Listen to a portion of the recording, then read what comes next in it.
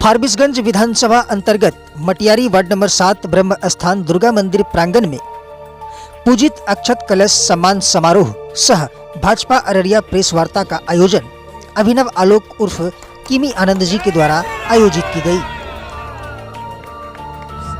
इस प्रेस वार्ता के दौरान किमी आनंद ने सीमा क्षेत्रों में बढ़ रहे घुसपैठिए सिमराहा स्थित मांस फैक्ट्री पर जमकर बोलते हुए कहा कि पदयात्रा के माध्यम से मांस फैक्ट्री को बंद करवाने हेतु जल्द ही जन आंदोलन किया जाएगा और अवैध रूप से रह रहे घुसपैठियों को भी जल्द बाहर का रास्ता दिखाया जाएगा। वहीं इस प्रेस वार्ता के दौरान कार्यवाहक प्रमुख बबलू यादव जी, लाल सिंह तोमर जी, विश्व हिंदू परिषद के जिला संयोजक संजीव जी, वार्ड सदस्य सदानंद मंडल जी, मिथिलेश मंडल जी, चंदन जी, श्याम बोध सिंह, अशोक सिंह, राजेंद्र मंडल, रतन गोस्वामी, मनोज मंडल, प्रदीप मंडल, टिंकू दास, विपेन मंडल, सवर्ण गोस्वामी, सौरभ कुमार, निखिल मंडल, प्रीतम प्रताप, सन्नी मंडल, कृष्णा कुमार, राज मंडल, आयुष झा एवं समस्त मटियारी के ग्रामवासी उपस्थित थे। आइए सुनते हैं प्रेस वार्ता के दौरान किमी आनंद के द्वारा क्या कुछ कहे गए। ये कार्यक्रम एक प्रेस वार्ता था। हमने जो तीर्थ यात्रा करके सनातन धर्म के कल्याण के लिए, गौ माता की रक्षा के लिए, अररिया के सीमांचल में सारे युवाओं में एकता के लिए, सनातन धर्म के प्रति जागरूकता के लिए जो प्रार्थना किया, मैं आज ही काशी बाबा विश्वनाथ के नगरी से लौटा हूँ और लौटने पर जो युवा साथियों ने आपने देखा होगा 4 लेन पर जिस प्रकार से गर्मजोशी से मेरा स्वागत किया, मैं तहे दिल से उन तमाम भाइयों का हार्दिक अभिनंदन करता हूं, वंदन करता हूं। एक प्रेस वार्ता था जिसमें हमने 2 संकल्प लिया था तीर्थ यात्रा के दौरान। एक मेरा संकल्प था कि प्रभु आपको द्वारिकाधीश का जो जन्मभूमि है मथुरा, वहाँ आप देखेंगे कि आज भी कुछ देशद्रोही ताकतों के द्वारा, राष्ट्रद्रोही ताकतों के द्वारा मुगल काल से हमारे मंदिर के ऊपर जो है मस्जिद बनाने का कार्य कर दिया गया है, जो कहीं से घोर निंदनीय है। मैंने भगवान के चरणों में प्रण किया कि हे प्रभु, जब तक आपका आंगन अतिक्रमण मुक्त नहीं होगा, अपने सर पर बंधा हुआ पगड़ी नहीं उतारूंगा। दूसरा मेरा सबसे बड़ा संकल्प था, आपको भी पता होगा कि ये अररिया की धरती ऐतिहासिक धरती है। अररिया की धरती को फणीश्वरनाथ रेणु की धरती के नाम से जाना जाता है, मगर इस अररिया में सबसे बड़ा कलंक अगर कुछ भी हुआ है तो वो गौ मांस फैक्ट्री है। और हमारे मन में यह प्रण आया वृंदावन जाने के पास, जिस तरह देखा मैंने कि गौओं की सेवा की जाती है वहाँ के सनातनियों के द्वारा, वहाँ के लोगों के द्वारा। आपको विश्वास नहीं होगा, जो लोग चाय बेचते हैं वो भी वहाँ सनातन धर्म का पालन करते हुए गैया माता की सेवा करते हैं। कहीं भी अगर नंदी भगवान दिखते हैं तो उनकी सेवा करते हैं, इलाज कराते हैं। हमको अपने जिला की याद आई और आँख से आंसू इस तरह छलका कि लगा कि हम लोग एकदम घोर पाप कर रहे हैं। अगर इस प्रकार निर्बाध रूप से गौ मांस फैक्ट्री बढ़ता रहा, संरक्षण में चलता रहा, तो ये अररिया जिला जो है हमारा गाय मुक्त हो जाएगा। इसलिए हमने यह प्रण किया बाबा काशी विश्वनाथ के प्रांगण में कि गांव अररिया जिला के एक एक गांव में पदयात्रा करूंगा और जन सहयोग के माध्यम से, सरकार के सहयोग के माध्यम से अररिया जिला के माथे पर लगा हुआ कलंक गौ मांस फैक्ट्री नाम का जो है, इसे दूर करने का संभवतः प्रयास करूंगा। एक सवाल है तो मैं बता देता हूं कि भाजपा कभी भी बिहार में पूर्ण बहुमत की सरकार अपने दम पर नहीं बना पाई है।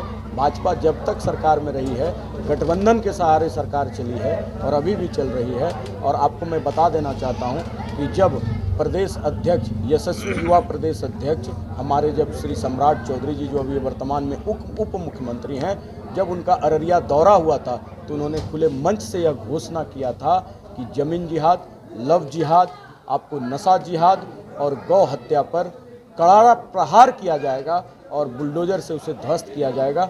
हमको पूर्ण विश्वास है कि मोदी की तरह उनके भी बातों की गारंटी है और जैसे ही आपको पूरे बिहार में भाजपा का पूर्ण बहुमत से सरकार बनेगा, ये गौ मांस फैक्ट्री को निश्चित बंद हो जाना है। मैं आपके सामने प्रण। एक सवाल सर, बात के संदर्भ में उन्होंने मुख्यमंत्री जी के संदर्भ में कसम खाई थी पगड़ी नहीं उतारने का। मैं छोटा कार्यकर्ता हूं, राजनीतिक विषयों पर मैं जवाब नहीं दे सकता हूं। आप धर्म से संबंधित सवाल पूछे मैं दूंगा। सर, मैं इसमें बता देता हूँ, इसमें न सांसद की सहमति होती है, न विधायक की सहमति होती है। इसमें सरकार के रूप में जो एनओसी जमीन का दिया जाता है, तो बताया तो कि ये गठबंधन की सरकार थी, इसमें सांसद और विधायक क्यों चाहेंगे कि गौ मांस फैक्ट्री चले।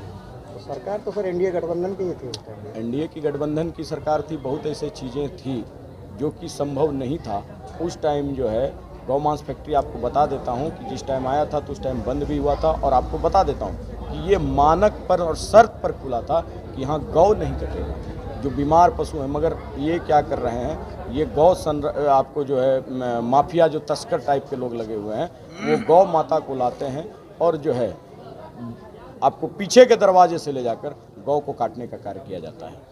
तो सर क्या उम्मीद किया जाए, अररिया की जनता क्या उम्मीद करेगा कि ये गौ मांस फैक्ट्री निश्चित बंद होगा? एकदम निश्चित बंद होगी। जिस दिन भाजपा का पूर्ण बहुमत का सरकार आएगा, हम लोग पद यात्रा करके, जन सहयोग करके, आप लोगों से सहयोग लेके इस फैक्ट्री को बंद कराएंगे। ये माँ भगवती के चरणों में मैं वचन देता हूँ। ऐसा नहीं है, मैं आपको पहले भी बोल दिया था कि यह कोई चुनावी मुद्दा नहीं है, ये कोई चुनावी मंच नहीं है।